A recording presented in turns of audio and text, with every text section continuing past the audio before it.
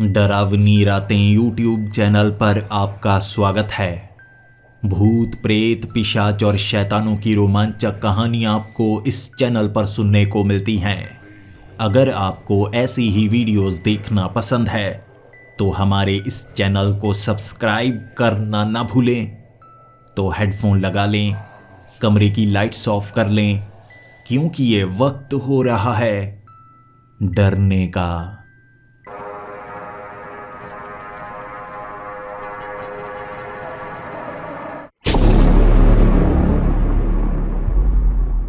Hello दोस्तों, मेरा नाम सीताराम है और मैं उत्तर प्रदेश के गोरखपुर शहर के पास के एक गांव का रहने वाला हूं। इस गांव को भूतिया गांव कहा जाता है और मुझे पुजारी जी कहा जाता है, क्योंकि इस भूतिया गांव के बीच में बना हुआ है एक प्राचीन मंदिर और इस मंदिर को दोबारा सही सलामत सही स्थिति में पहुंचाने का काम मैं कर रहा हूं।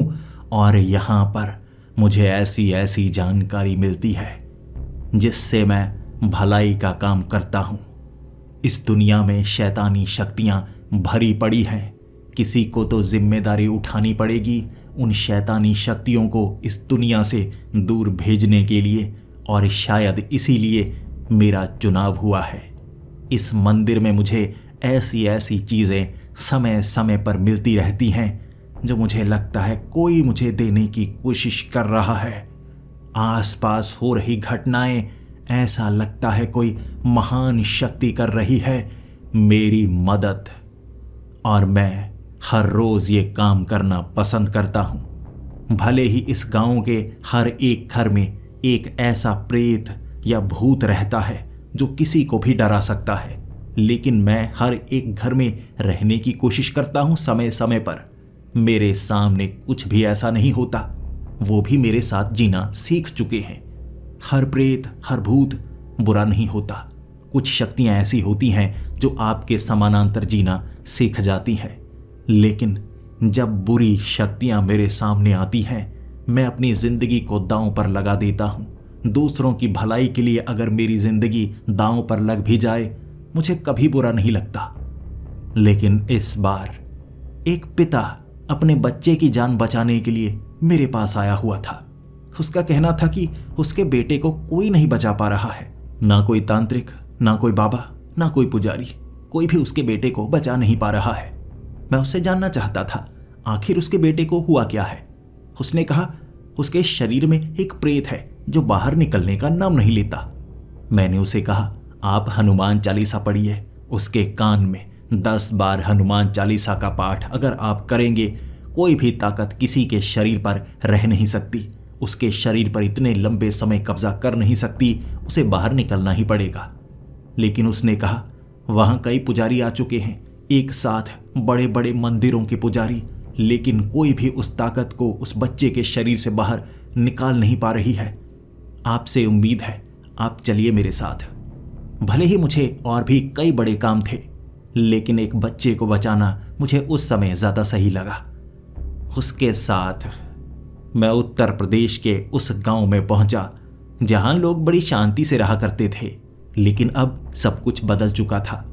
उस बच्चे के शरीर में जब से उस प्रेत ने वास किया है गांव में सबको डर लगा रहता है, लेकिन उस बच्चे ने कभी किसी को नुकसान नहीं पहुंचाया, लेकिन अपने घर में रहता है।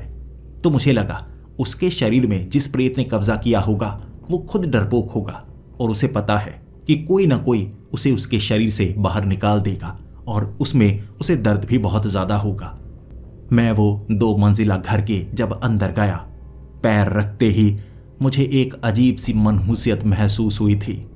ऐसा लगा जैसे इस घर में कुछ बहुत बुरा हो चुका है, कुछ ऐसा जिससे एक नकारात्मक ऊर्जा बाहर की तरफ प्रवाहित होती जा रही है।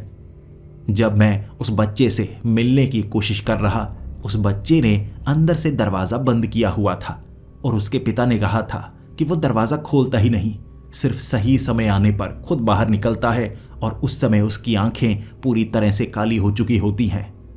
मैंने उस दरवाजे के पास खड़ा होकर हनुमान चालीसा का पाठ जैसे ही शुरू किया, उस बच्चे ने खुद दरवाज़ा खोला और पीछे जाकर कुर्सी पर बैठ गया, और मैंने भी हनुमान चालीसा का पाठ अधूरा छोड़ा ताकि मैं उससे बात कर पाऊं।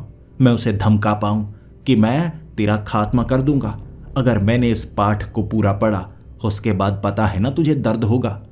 लेकिन उस बच्चे की आंखें काली हो चुकी थीं और उसके अंदर जो प्रेत था वो खुद दरवाज़ा खोलकर मुझसे बात करना चाहता था और हंसते हुए कहने लगा, समय बर्बाद मत करो, मैं इस बच्चे के शरीर से इतनी आसानी से निकलने वाला नहीं, लेकिन मुझे तुम्हारा इंतज़ार था।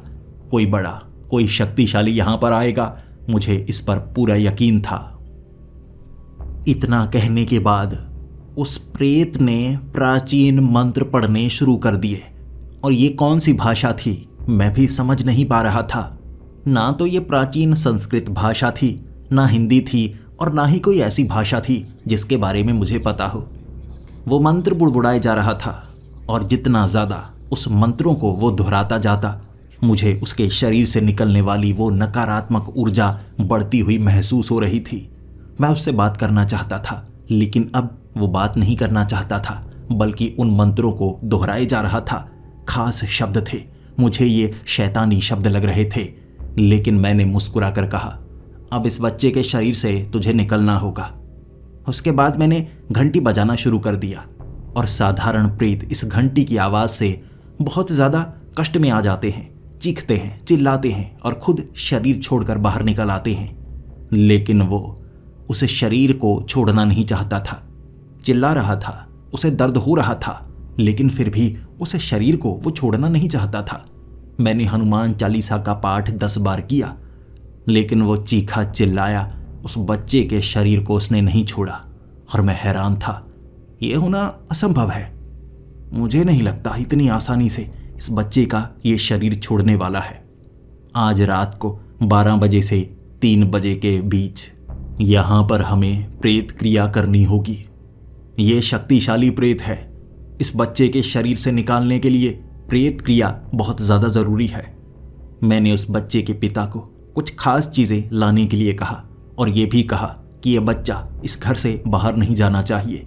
ये प्रेत कोशिश करेगा इस बच्चे को यहाँ से दूर ले जाए ताकि इसके शरीर से इसे निकाला ना जा सके। रात के 12 बजे तक वो बच्चे की आंखें बीच बीच में काली हो जाती, बीच बीच में ठीक हो जाती। जब उसकी आंखें काली नहीं होती वो साधारण तरीके से बात करता, लेकिन जब उसकी आंखें काली हो जाती उसके अंदर का वो प्रेत उस पर हावी हो जाता। वो शक्तिशाली प्रेत था, लेकिन मैं हैरान था, उसे साफ सुन गया था कि मैं उसके शरीर से उसे निकालने की कोशिश करूंगा। प्रेत क्रिया आज रात 12 बजे मैं करने वाला हूं। साधारण प्रेत ये सुनकर घर से भागने की कोशिश करते हैं, लेकिन उसे डर नहीं था, जैसे उसे पता हो कि उस बच्चे के शरीर से उसे बाहर निकाला नहीं जा सकता। और मुझे डर लगने लगा था, अपनी आंखों के सामने किसी बच्चे को कष्ट में नहीं देख सकता। क्या ये काम करेगा या नहीं?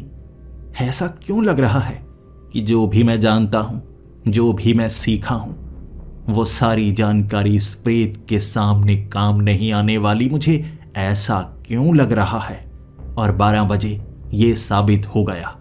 प्रेत क्रिया उस घर में मैं कर रहा। वो बच्चा हवा में लहराने लगा था। ये इस ताकत का नतीजा था, लेकिन हवा में लहराते हुए बेड पर बार बार वो बच्चा गिरता और फिर हंसने लगता। वो प्रेत जो 10 आवाज़ों को एक आवाज़ में समेटे हुए मुझे चेतावनी दे रहा था कि चला जा, मैं तुझे मार भी सकता हूँ, लेकिन मैं किसी को मारना नहीं चाहता। मुझे एक खास काम है, उससे पहले मैं किसी को मारूंगा नहीं, क्योंकि इससे मैं अपवित्र हो जाऊंगा। मुझे अपने खास कार्य के लिए पवित्र रहना है। मुझे वो काम करने दे, ऐसा ना हो मैं तुझे मौत के घाट उतार दूं। तेरी ताकत मेरी ताकत के सामने कुछ भी नहीं है। प्रेत क्रिया का उसके शरीर पर असर जरूर हो रहा था। वो दर्द में था, लेकिन जब उसने अपने मंत्र पढ़ने शुरू कर दिए, प्रेत क्रिया का असर उस पर बिल्कुल नहीं हो रहा। वो सामने हंसता हंसता उन मंत्रों को पढ़ रहा और मैंने प्रेत क्रिया पूरी की, लेकिन उसके शरीर पर इस प्रेत क्रिया का कोई असर नहीं हुआ। और तब मैं जान गया, कुछ अलग है इसमें, कुछ प्राचीन है। ये ताकत साधारण ताकत जैसी नहीं है। मैंने ऐसी ताकत कभी महसूस की ही नहीं। ये कुछ अलग है, कुछ और है। प्रेत नहीं है, भूत नहीं है, कुछ और है ये। फिर मैंने एक मटके में गंगा जल रखा हुआ था, जो मैंने उसके सर पर रखा और गंगा जल के छींटे उसके शरीर पर डाले। गंगा जल अपने आप भाप बनकर उस मटके से और उस बच्चे के शरीर से उठने लगा ऊपर की तरफ। वो हंस रहा था और ऐसा मैंने कभी नहीं देखा। कोई प्रेत हो या पिशाच हो, जब उस पर गंगा जल का छिड़काव किया जाता है तो वो चीखता चिल्लाता है, लेकिन इस पर गंगा जल का कोई असर नहीं हो रहा था और गंगा जल से भरा हुआ वो मटका धमाके से फट गया और पानी जमीन में चला गया। ये वो वक्त था जब मुझे लगा कि मेरी सोच इसके सामने कमतर होती जा रही है। फिर क्या, वो गुस्से में आ गया और उसने मुझे गले से पकड़ लिया। उस बच्चे की पकड़ इतनी मजबूत थी कि मैं कुछ कर नहीं पा रहा था। अपनी तलवार से उस बच्चे को काट सकता था, लेकिन ऐसा करने से बच्चा भी मारा जाता। ये सब नहीं कर सकता था। अब घंटी का असर भी उस पर नहीं होने वाला था। आखिर मुझे अब क्या करना चाहिए? उसने मेरी गर्दन को दीवार के साथ ऐसे सटा रखा था कि मेरी आंखों के सामने अंधेरा आने लगा। तब मुझे लगने लगा ये बच्चा मुझे मार डालेगा, लेकिन मैं इसे नुकसान भी तो नहीं पहुंचा सकता। ये मुझे मार डालेगा। तब अचानक दो हाथ जो दीवार के पार निकल कर आए थे, उसने उस बच्चे को धक्का दिया और पीछे बेड पर गिरा दिया। मैंने उन हाथों को देखा। चमकदार हाथ थे और ऐसा लग रहा था उन हाथों पर कई सुनहरी गहने पहने हुए, लेकिन वो हाथ दोबारा दीवार में चले गए और वो बच्चा उस बेड पर बैठा हुआ, जिसके शरीर पर दो निशान छप गए थे। वो बच्चा थोड़ा डरा भी था। फिर वो कहने लगा, अच्छा तो मुकाबला सिर्फ तुझसे नहीं है पुजारी, कोई तेरे साथ भी है, यानी मुकाबला तगड़ा होने वाला है। जितना आसान मैं सोचता हूं तुझे नुकसान पहुंचाया जा सकता है, ये काम उतना भी आसान नहीं है। लेकिन कोई बात नहीं, जो ताकत तेरे पीछे है वो ताकत भी मुझे रोक नहीं सकती। जो काम मैं करना चाहता हूं वो काम मैं करके रहूंगा। वो रात उस बच्चे के शरीर से उस प्रेत को मैं बाहर निकाल नहीं पाया। मुझ पर भी हमला हुआ था और अगले दिन उस बच्चे के पिता मुझसे पूछ रहे थे क्या मैं काम कर पाया, और मैंने उन्हें कह दिया एक रात के लिए मैं हार गया। मैं झूठ नहीं बोलूंगा, आपको सांत्वना नहीं देना चाहता, साफ साफ बताऊंगा। मैं हारा उसके सामने। उसकी ताकत बहुत ज़्यादा है, मेरी समझ से बाहर है, लेकिन मैंने हार नहीं मानी है। दोबारा कोशिश करूंगा, भले ही इसमें मेरी जान चली जाए, लेकिन इस बच्चे को मैं बचा कर रहूंगा। उनकी आंखों में मैंने एक छोटी सी उम्मीद देखी। वो उम्मीद मुझसे जुड़ी हुई थी और मैं उस उम्मीद को तोड़ नहीं सकता था। इसीलिए मैं तरीका ढूंढने लगा और मुझे एक तरीका पता चला। जब मैं वापस उसी गांव में मंदिर के अंदर रखी उस किताब में पढ़ रहा था तो एक जानकारी मेरे काम की थी। पीपल के पत्तों को जोड़कर अगर एक लेप के जरिए एक बड़ा पन्ना बनाया जाए और उस पन्ने के ऊपर किसी ऐसे प्रेत का हाथ लगाया जाए तो ये पता लग सकता है कि वो प्रेत कितना पुराना है। ज़्यादातर प्रेत 80-90 साल तक के ही होते हैं, क्योंकि जितनी इंसान की उम्र होती है, अगर कोई पहले मर जाए तो उसका शरीर खत्म हो जाता है और उसकी आत्मा प्रेत योनि में चली जाती है। लेकिन जितनी नियति में उसकी उम्र लिखी होती है, उतने समय के लिए वो प्रेत बन सकता है। ऐसी काली शक्तियां अपनी उम्र थोड़ी खींच सकती हैं, यानी वो 100 से 150 सालों तक यहाँ पर रह सकती हैं। फिर बिना कुछ किए उन्हें धरती लोक छोड़ना पड़ता है। तो इस तरीके से मैं पता कर पाऊंगा ये प्रेत कितना पुराना है और फिर जानने की कोशिश करूंगा कहाँ से इस बच्चे के शरीर में आया। मैंने एक लेप के जरिए पीपल के पत्तों को आपस में जोड़ा और एक पन्ने का रूप दिया। उस पन्ने के रूप को मैं अब उस बच्चे के पास लेकर गया और वो शैतान, वो प्रेत, उसने बच्चे की आंखें काली कर दी और मुस्कुराता हुआ कहने लगा, जानना चाहते हो मैं कितना पुराना हूं? लो, ये काम खुद ही कर देता हूं। लाओ उस पन्ने को मेरे सामने रखो। ऐसा कोई प्रेत नहीं करता।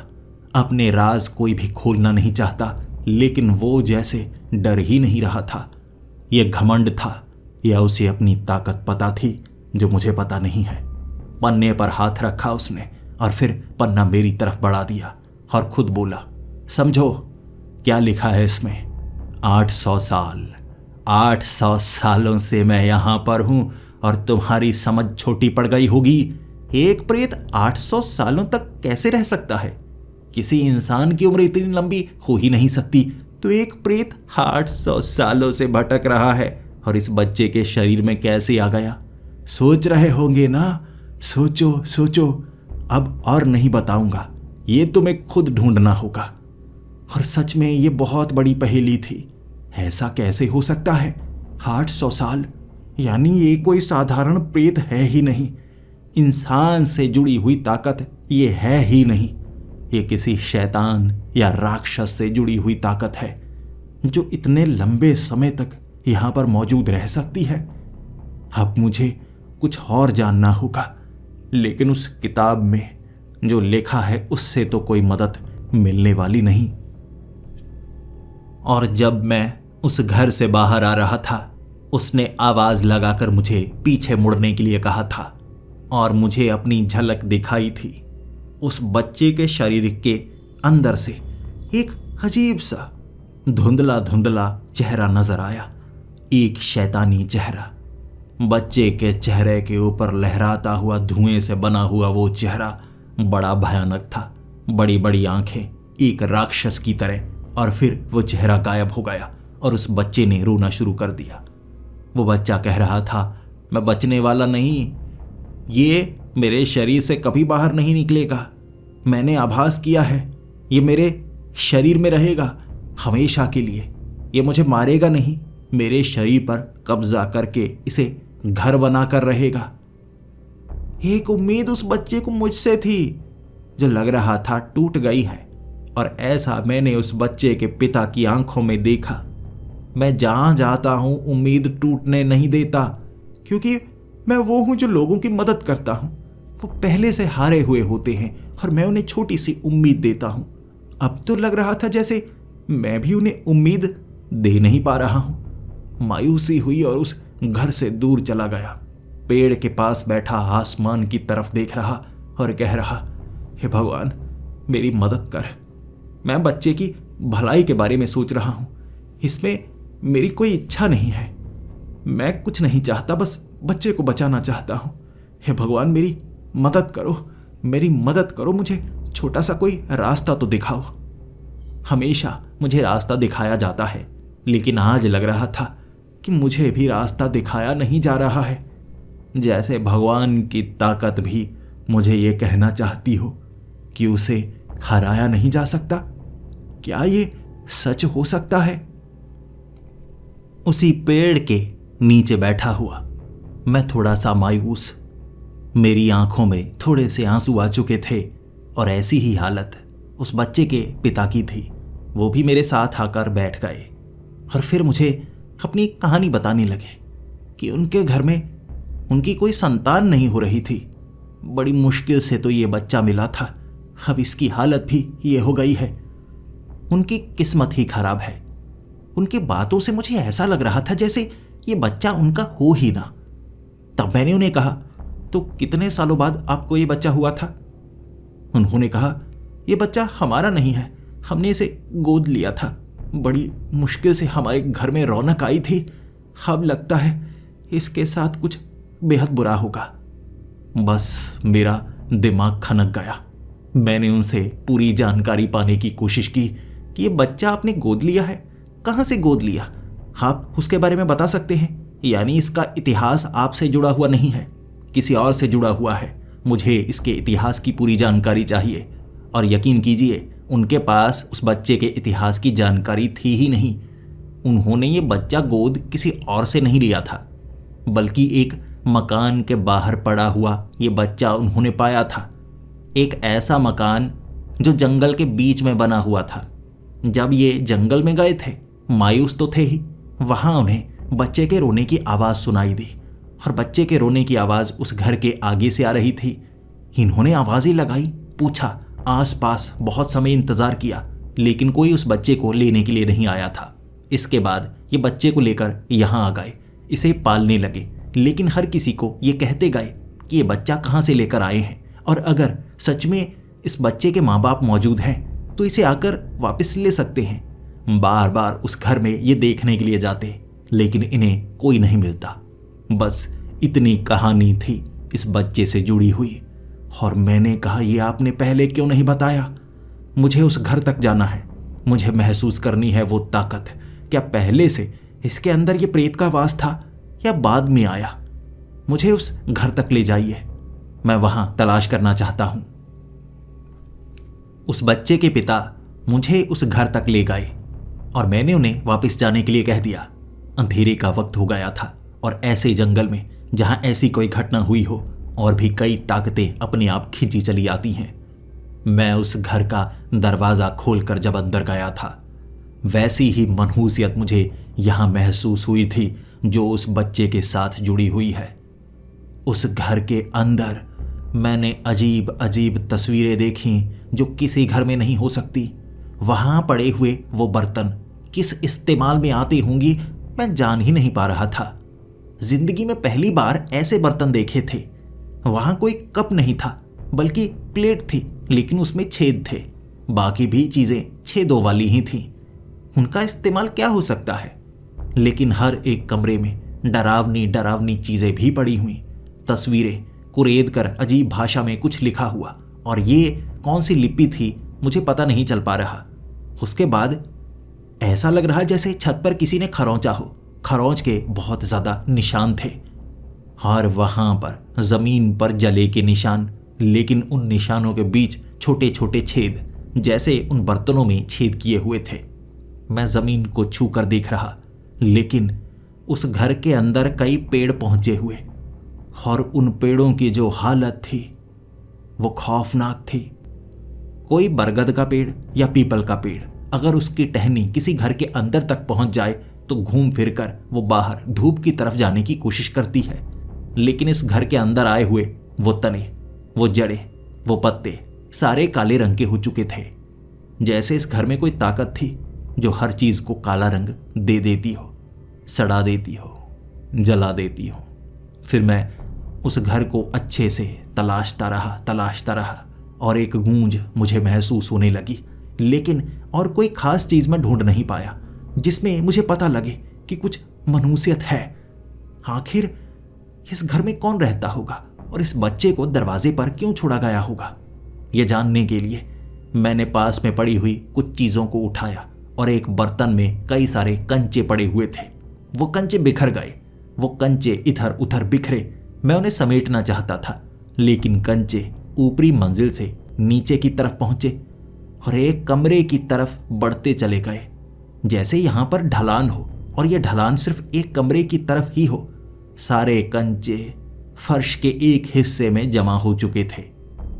मैंने जब उन कंचों को हटाया, नीचे लकड़ी का फट्टा पाया। उस फट्टे को किसी तरह खींचा तो मुझे नीचे जाने का रास्ता मिला।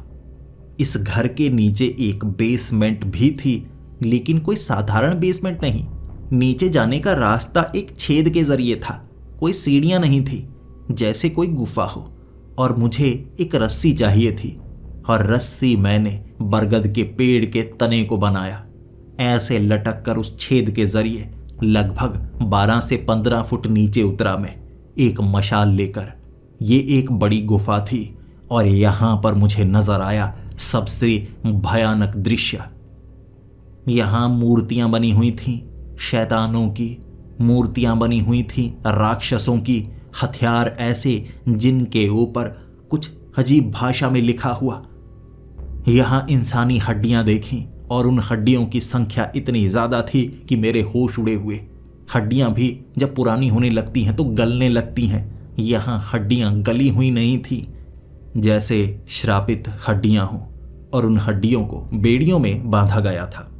ये दृश्य दिल दहलाने वाला था। मैं हर तरफ एक अलग भाषा में कुछ लिखा हुआ पढ़ नहीं पा रहा था, और मुझे ऐसा लग रहा था जब तक मैं इसे नहीं समझता, उसकी भाषा नहीं समझता, मैं आगे की कड़ी को जोड़ नहीं पाऊंगा। लेकिन इस भाषा को मैं कैसे समझूं? किसी ऐसे को ढूंढना होगा जो भाषाओं का ज्ञान रखता हो, ऐसी भाषा जो मुझे समझा पाए। और ये जगह साधारण जगह नहीं है, काफ़ी खतरनाक है। जान चुका हूँ यहाँ मुझ पर हमला करने की कोशिश तो हो रही है, लेकिन हमला हो नहीं पा रहा है। शायद मेरी ताकत इस बुरी ताकत को रोक रही है, लेकिन किसी और को अगर मैं यहाँ पर लेकर आया, हो सकता है उसकी जान खतरे में पड़ जाए। तो इस भाषा का तोड़ मैं कैसे निकालूं? इसके लिए मुझे उस घर से बाहर निकलना पड़ा, शहर जाना पड़ा और किसी ऐसे को ढूंढ कर लेकर आना पड़ा जो भाषाओं का ज्ञान रखता हो और इसी के साथ उसमें ताकत भी हो ऐसी बुरी ताकतों से लड़ने की। और यह आदमी है एक 20 साल का लड़का, कंप्यूटर हैकर शिलोंग। उसका नाम किसी शहर से ज़रूर मिलता हुआ लगता है, लेकिन उसका काम किसी और से नहीं मिलता। उसकी ज़िंदगी के बड़े बड़े कारनामे आप तक शायद अब तक पहुँचे नहीं हैं, लेकिन मुझे पता था मेरा काम वो कर सकता है। मैं जब उसके पास पहुंचा, वो पहले ही किसी बड़ी मुसीबत में था।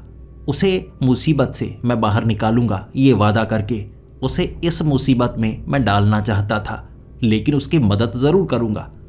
उसकी जान को खतरा नहीं होगा ये वादा करके मैं उसे इस जगह लेकर आ गया। एक कंप्यूटर हैकर भाषाओं का ज्ञान कैसे रखता होगा, इसके पीछे एक बड़ी कहानी है। शिलोंग वो इंसान है जो ना सिर्फ धरती के रहस्य सुलझाता है, बल्कि वो तो अलग अलग ग्रहों पर सफ़र भी कर चुका है जहां पर जीवन मौजूद है। किसी और समय आपको शायद शिलोंग की कहानी सुनने को मिले, शायद जल्द ही। लेकिन अब प्राचीन लिपि को डिकोड करने में उसे लगभग 20 मिनट का समय लगा और उस समय मैंने महसूस किया जड़ें अपने आप बड़ी होती जा रही हैं और इससे बाहर निकलने का रास्ता संकरा होता जा रहा है। लेकिन वो एक कंप्यूटर हैकर था, ऐसा इंसान जो कुछ भी कर सकता है। मैं उसे सच में काफ़ी अच्छा मानता हूँ और उसने आधे घंटे में डिकोड करके दे दिया। मेरे हाथ में एक मोबाइल पकड़ाया जिसमें अगर मैं हिंदी में बोलूँगा तो वो उस भाषा में ये बता देगा आखिर मैंने क्या कहा है, और अगर उस मोबाइल में किसी और भाषा में और ख़ास तौर पर उस भाषा में जो यहाँ पर लिखी हुई है कोई बोलेगा तो मुझे हिंदी में पता लगेगा उसने क्या बोला है, और तस्वीर खींचने के बाद वो उसे ट्रांसलेट भी कर सकता है। इतना काम करके उसने फ़ोन मेरे हाथ में थमाया और कहा, आप किसी छोटी मोटी मुसीबत में हैं, आपको नहीं पता मैं कितनी बड़ी मुसीबत में हूँ। आपके लिए ये समय निकाला, मेरे लिए यही काफ़ी है और यह जगह काफ़ी संकरी हो गई है। आप भी जल्दी से यहाँ से निकल जाइए। वो बड़ी तेज़ी से एक रस्सी के सहारे उस छेद से बाहर चला गया। यकीन कीजिए ऐसी ताकत से मैं निपटता रहता हूँ, लेकिन वो मुझसे कम डरा हुआ लग रहा था। लेकिन मेरा काम करके वो जा चुका था। अब यहाँ ढूंढने लगा इसका मतलब क्या है। तस्वीरें खींचता गया, उसकी ट्रांसलेशन मुझे मिलती गई।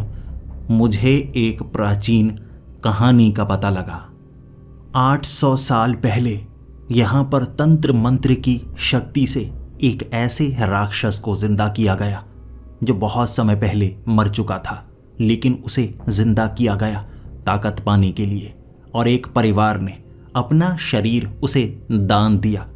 ना सिर्फ शरीर दान दिया, बल्कि ये वादा भी किया कि पीढ़ी दर पीढ़ी कोई एक अपना शरीर उसे दान देता रहेगा और वो उसके शरीर में निवास करता रहेगा। इस तरह से उस राक्षस ने उस परिवार को सब कुछ दिया, सुख समृद्धि, लेकिन जिस शरीर में वो वास करता वो शरीर सबसे भयानक होता। और एक राक्षस था, प्रवृत्ति भी उसकी राक्षसी थी, तो उसे इंसानी खून चाहिए होता था। इसीलिए वो उन इंसानों को भी खा जाता जो उस परिवार से जुड़े हुए होते। भले ही सुख समृद्धि सब कुछ मिला था, लेकिन समय समय पर अपने आप मौतें होती और वो परिवार उस राक्षस से पीछा छुड़ा नहीं पा रहा था। उसके बाद उन्हें समझ में आया, उन्होंने एक ऐसी ताकत को जिंदा कर दिया है जिसे दोबारा वो मार नहीं सकते, लेकिन एक और महान ताकत से उन्होंने उसे कैद करवाने की एक तरकीब बना ली। वो महान ताकत कौन सी थी उसके बारे में तो बताया नहीं गया, लेकिन उसे यहाँ पर कैद किया गया। लेकिन जैसे जैसे पीढ़ी चलती गई कोई ना कोई गलती जरूर कर देगा, इस परिवार में ये डर रहा करता था। और जैसे समय आगे बढ़ता चला जाता है लोग इसे अंधविश्वास मानने लगते हैं। और अब मैं समझ गया, यानी 800 साल पहले उसे यहाँ पर कैद किया गया था, जिसके बाद वो यहीं पर होगा और उसके ऊपर ये घर को बनाया गया होगा। शायद समय समय पर अलग अलग घर यहाँ पर बनते रहे होंगे। किसी समय यहाँ पर शायद गांव भी रहा होगा और फिर से ये जंगल का हिस्सा बन गया। लेकिन कोई नीचे गया, इन गुफाओं में गया और यहाँ दोबारा उसे आज़ादी मिली और उसने परिवार के किसी सदस्य के शरीर पर कब्जा कर लिया, यकीनन इस बच्चे के शरीर पर। शायद उन्हें पता नहीं होगा कि बच्चे के शरीर में वो राक्षस आ जाएगा, लेकिन अब इस बच्चे के शरीर में वो राक्षस आ चुका है और इस बच्चे के बड़े होने का वो इंतज़ार करता रहा होगा। तो ये एक राक्षस है जिसके पास ऐसी जानकारी है जो मेरे पास भी नहीं है, प्राचीन काल के तंत्र मंत्र की जानकारी जो हजारों साल पुरानी भी हो सकती है। आखिर मैं उसे उस बच्चे के शरीर से कैसे निकालूंगा, क्योंकि उन्होंने खुद वादा किया है शरीर देने का, तो एक जुड़ाव है उस परिवार से, उस राक्षस का। अब आखिर मैं उस बच्चे को बचाऊंगा कैसे? अब इतना सब कुछ जान गया था। जब मैं बाहर निकलना चाहता था ऊपर वाला वो छेद बंद हो चुका था। ऐसा लग रहा था पेड़ों की जड़ों ने वो रास्ता बंद कर दिया हो। वो रस्सी नीचे गिरी हुई थी। अब मैं चढ़कर ऊपर भी नहीं जा सकता था। तो बाहर निकलने का रास्ता कहाँ है? अब क्या करूं मैं? उसके बाद वहां वो काली शक्तियां प्रकट होने लगी जो मुझे हमेशा के लिए वहां पर कैद करना चाहती थी। शायद मैं वो चीज़ जान गया था जो उन्हें लग रहा मुझे जानना नहीं चाहिए। इसीलिए वो काली ताकतें मुझे रोकने के लिए पेड़ों का आकार लेकर मुझे वहीं पर जकड़ लेना चाहती थी। मेरे पास वो घंटी थी जिसे बजाकर उन्हें रोक पा रहा।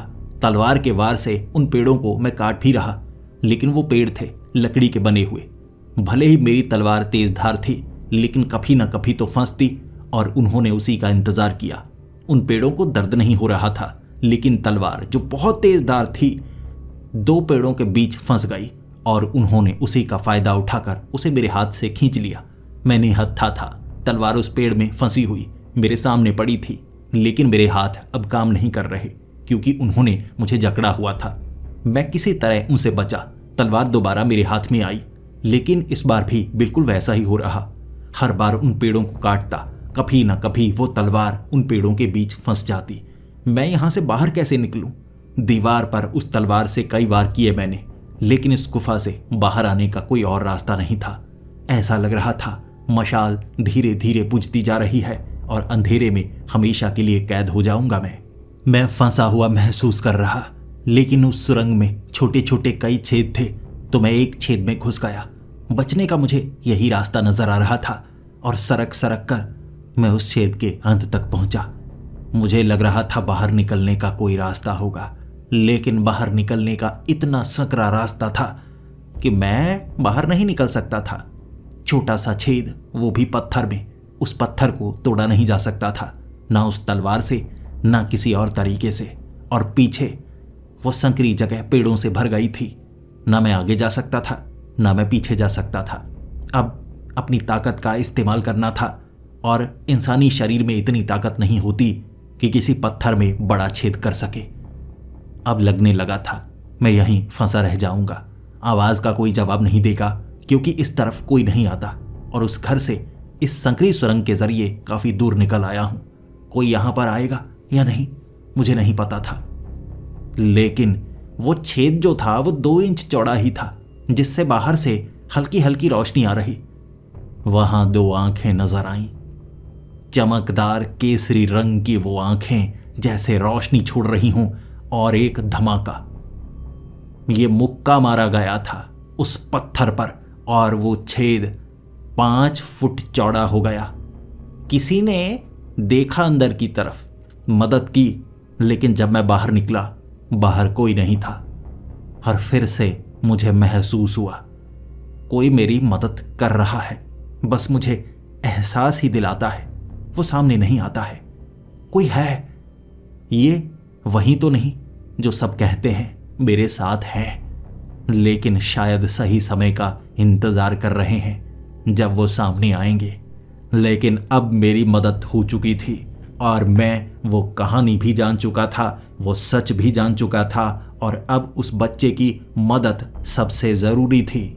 जब मैं वापस उस घर में गया था, वक्त दिन का हो चुका था, लेकिन जब उस घर का दरवाज़ा मैंने खोला, उस लड़के के पिता हवा में लटके हुए थे।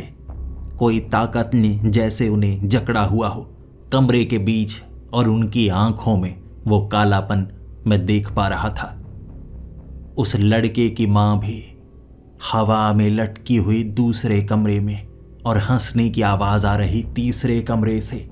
जब मैं उस जगह पहुंचा, सामने से वो लड़का जिसके अंदर वो प्रेत बोल रहा, आखिर तुम वहां तक पहुंच गए, लेकिन मुझे रोकने का रास्ता तुम्हें नहीं मिलेगा। बच तुम हर बार जाते हो, कोई तुम्हारी मदद करता है, लेकिन कोई बात नहीं, इस बच्चे के शरीर से मुझे निकाल नहीं सकते। ये बच्चा अब मेरा है, मुझे एक और शरीर चाहिए। आगे ये बच्चा वंश बढ़ाएगा, तभी तो मुझे शरीर हमेशा के लिए मिलते रहेंगे। ये परिवार मेरा है और इसके माँ बाप मेरे अगले शिकार। मुझे ताकत की ज़रूरत है और उनके शरीर से अब मुझे ताकत मिल रही है। रोक सको तो रोक लो। मैंने वो मंत्र पढ़ने शुरू कर दिए जो मैंने उस गुफा में पढ़े थे। ये वो मंत्र हैं जो उस जादू को रोकने के लिए, वो तंत्र को रोकने के लिए जिससे इस राक्षस को जिंदा किया गया था, और उसे लगा था ये भाषा मैं समझ नहीं पाऊंगा। जब वो मंत्र मैंने पढ़ने शुरू किए, खिड़की को तोड़कर वो बच्चा बाहर की तरफ भागा। इससे पहले वो किसी चीज़ से डर नहीं रहा था, अब वो इन मंत्रों से डरने लगा था। और उस बच्चे के माँ बाप जो हवा में लहरा रहे थे ज़मीन पर गिरे। उन्हें होश ज़रूर आया, लेकिन वो बहुत कमज़ोर हो चुके थे। अब उस बच्चे को पकड़ना था, उसके अंदर वो जो प्रेत था उसे रोकना था। क्या ये मंत्र काफ़ी होंगे? वो इतना क्यों डर गया? शायद इससे वो हमेशा के लिए आज़ाद हो जाएगा, निकल जाएगा उस बच्चे के शरीर से। लेकिन मैंने पीछा करने की कोशिश की, वो बच्चा जंगल में गायब हो गया। मैं जंगल में चला गया, उस बच्चे को ढूंढना चाहता था, लेकिन दिन के वक्त मैं उसे ढूंढ ही नहीं पाया। और जब रात का वक्त हुआ, मैं पेड़ों को सूंघ सकता था। वो बदबू रात के वक्त आ रही जो उस बच्चे से भी आ रही थी और यहाँ पेड़ों से भी आ रही। घने पेड़ों के बीच था जब मुझे उस बच्चे की आवाज़ सुनाई दी, या कहूँ उस प्रेत की आवाज़। 10 आवाज़ें एक में। और जब मैं उसकी तरफ पढ़ने लगा, पेड़ अपने आप घने होते जा रहे थे। पीछे मुड़कर मैं देख रहा जैसे पेड़ अपने आप हिल रहे हों। सबसे करीब वाला वो पेड़ जिसके पीछे से मुझे आवाज़ आई। मैंने दाईं तरफ देखा तो बाईं तरफ से आवाज़ आई। हर बार आवाज़ अलग दिशा से आती और मैं जिस दिशा में देखता उस दिशा से आवाज़ नहीं बल्कि पीठ के पीछे से आती। बार बार ये आवाज़ें मुझे परेशान करती जा रही थी। और तब मैंने महसूस किया ये पेड़ों से आवाज़ आ रही है। पेड़ हिल रहे हैं, पेड़ आकार बदल रहे हैं, पेड़ घेर रहे हैं मुझे। चारों तरफ पेड़ थे और बाहर निकलने का कोई रास्ता नहीं। और अब वो पेड़ खींचते खींचते मुझे दबा देना चाहते थे। और वो आवाज़, उस बच्चे की वो आवाज़, तुम सुधरोगे नहीं, घूम फिरकर मुझे पकड़ने के लिए आ ही जाते हो। मैंने उन मंत्रों को पढ़ना शुरू कर दिया जिससे वो चीखने लगा, चिल्लाने लगा। लेकिन जब मैंने पूरे मंत्र पढ़ लिए, उसने हंसना शुरू कर दिया। फिर से मैंने उन मंत्रों को पढ़ा, लेकिन अब उसे जैसे कम दर्द हुआ हो। लेकिन जब मैंने वो पूरे मंत्र पढ़ लिए, उसे कुछ नहीं हुआ और वो हंसने लगा। वो जोर जोर से हंसने लगा। मैं समझ नहीं पा रहा था आखिर ये उसकी भाषा के मंत्र उस पर असर क्यों नहीं कर रहे हैं। आखिर ये वही मंत्र थे ना। फिर क्या, उन पेड़ों को काट कर वहां से निकला। मुझे उसका मुकाबला करना चाहिए था, लेकिन मुझे ये समय सही नहीं लगा, इसीलिए मैं वहां से भागा।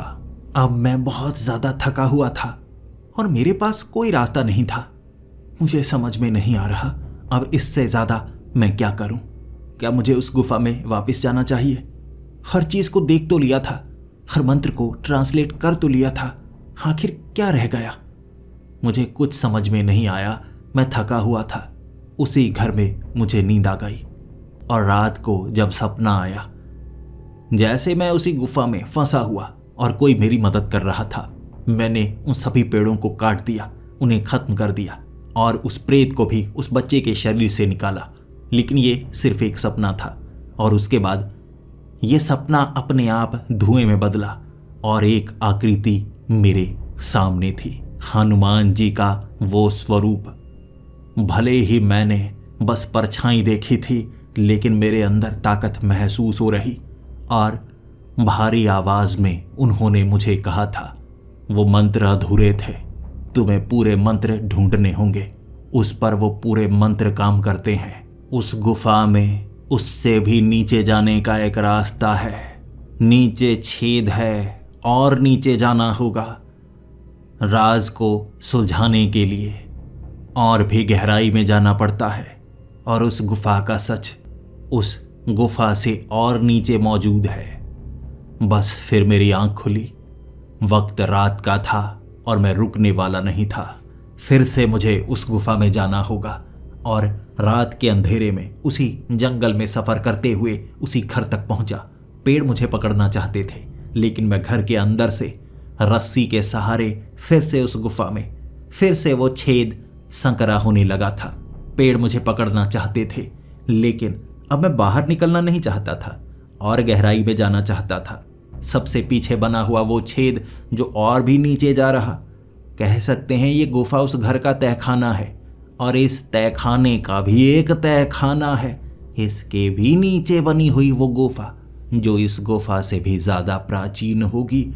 जब मैं उस तक पहुंचा, सामने एक शिलापट्ट था जिस पर उसका चेहरा बना हुआ और नीचे वो पूरा मंत्र जिससे उसे जिंदा किया गया था। इसी से उसे खत्म किया जा सकता है और उसे इस पीढ़ी के उस बच्चे का इंतज़ार है जो अमावस की रात पैदा हो और उस अमावस की रात एक धूमकेतु की रोशनी उस बच्चे पर पड़े जिसका जन्म हुआ हो। ये वो बच्चा होगा जिसकी इसे ज़रूरत होगी और उस बच्चे के शरीर पर कब्जा करने के बाद आगे ये पूरी तरह से ताकतवर होकर धरती को अपने आगोश में ले लेगा। ये वही बच्चा होगा। नीचे बना हुआ चेहरा जो इस बच्चे का था, 800 साल पहले ये चित्र बना दिया गया था। भविष्यवाणी हो चुकी थी और ये भविष्यवाणी सच होने वाली है। लेकिन ये मंत्र उस राक्षस को उस बच्चे के शरीर से निकाल सकते हैं। हमेशा के लिए ये श्राप खत्म होगा। वो राक्षस जो खत्म था दोबारा जिंदा हुआ, उसे दोबारा खत्म किया जाएगा और ये मंत्र, ये शिलापट आखिरी है। इसके बाद ये मंत्र कभी किसी को नहीं मिलेंगे, याद नहीं रखे जाएंगे, खत्म हो जाएंगे। यहाँ पर भी अब पेड़ पौधे मुझे पकड़ना चाहते थे, लेकिन मेरे पास वो मंत्र थे जिससे उनकी ताकत को मैं कमज़ोर कर सकता था और उस तलवार से उन्हें ख़त्म कर सकता था। मैं उन्हें ख़त्म करता जा रहा और तलवार जब मेरे हाथ से छूटी, वो शिलापट्ट टूट गया।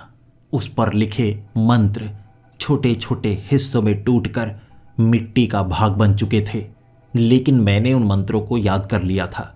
भविष्यवाणी के अनुसार ये मंत्र दोबारा किसी तक नहीं पहुँचेंगे और मैं भी उस बच्चे से, उस राक्षस को बाहर निकालने के बाद हमेशा के लिए इन मंत्रों को भूल जाऊंगा।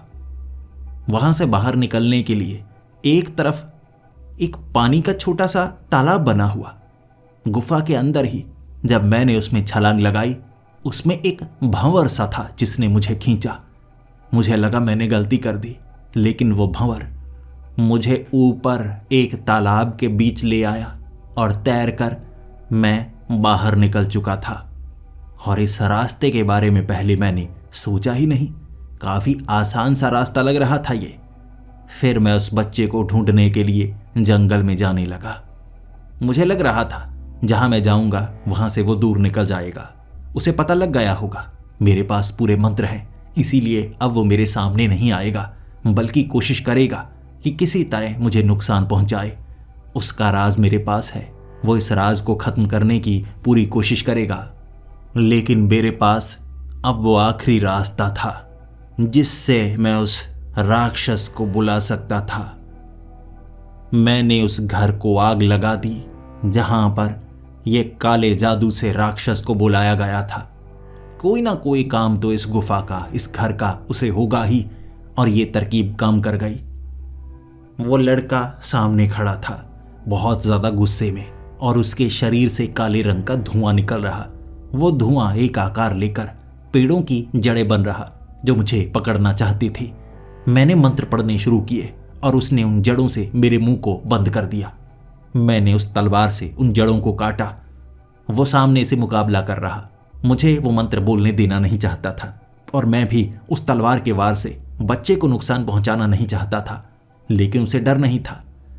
वो जानता था मेरी कमजोरी बच्चे हैं, शायद इसीलिए उस बच्चे को आगे करके वो मुझ पर हमला कर रहा और मैं मुकाबला नहीं कर पा रहा। मेरा एक वार बच्चे को नुकसान पहुंचा सकता था, लेकिन उस राक्षस को जो उसके अंदर था उसे तो दर्द होता नहीं। मैंने एक तरकीब लगाई, उस तलवार को एक तरफ फेंक दिया मैंने, और फिर उस बच्चे को कहा, देखो, दो दो हाथ हो जाए, ना मैं अपनी ताकत का इस्तेमाल करूंगा ना तुम अपनी ताकत का इस्तेमाल करोगे। देखते हैं कौन जीतता है। मुझे मारना चाहते हो तो मारो, तुम्हें नहीं पता एक ताकत मेरी मदद करती है। उसने जब मुझ पर हमला किया, मैं यही चाहता था, वो अपनी जड़ों को दूर करे, अपने तनों को दूर करे, ताकि मैं उसके करीब पहुंच पाऊं। फिर क्या, मैंने उसके सर को पकड़ लिया। यही मौका था और उसके कान में वो मंत्र मैं बोलता गया। भले ही मेरी पीठ पर वार हो रहे थे, मेरे शरीर पर वार हो रहे थे, लेकिन मैं वो मंत्र बोलता चला गया और उसकी चीखें तब शुरू हुई जब मंत्र का वो हिस्सा आया जो पहले मुझे पता नहीं था। उसे लग रहा था मुझे अंत पता नहीं होगा, लेकिन अंत के वो मंत्र भी मुझे पता थे, जो मैं बोलता चला गया। और उस बच्चे के शरीर से जब वो राक्षस बाहर निकला, उस बच्चे को उसने छोड़ दिया था। अब ये जन्म था उसका, यानी मृत्यु भी अब हो सकती थी। अब सिर्फ शरीर के साथ जुड़ा नहीं था, अपने शरीर में आ गया था।